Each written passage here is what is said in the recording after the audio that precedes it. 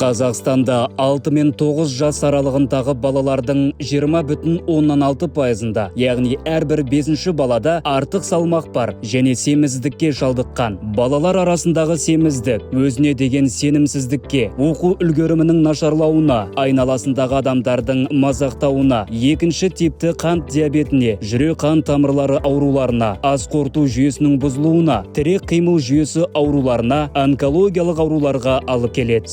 Семіздіктен қалай құтылуға болады? Дұрыс тамақтану қажет. Көбірек қозғалып, ерте жастан салауатты өмір салтын ұстану керек. Пайдалы тағамдарды таңдауды үйренеміз. Зат таңбаларын оқимыз. Құрамында қант, тұз және зиянды қоспалар аз өнімдерді іздейміз. Балғын азық-түлік, жеміс-жидекті, аскөкті көбірек таңдаймыз. Күш-қуатты artıратын ақуыздар. Рационға ет, балық, жұмыртқа және бұршақ тұқымдастарды қосамыз. Жиі қозғалу, уақытлы ұйықтау және дұрыс тамақтану семіздікті болдырмайды.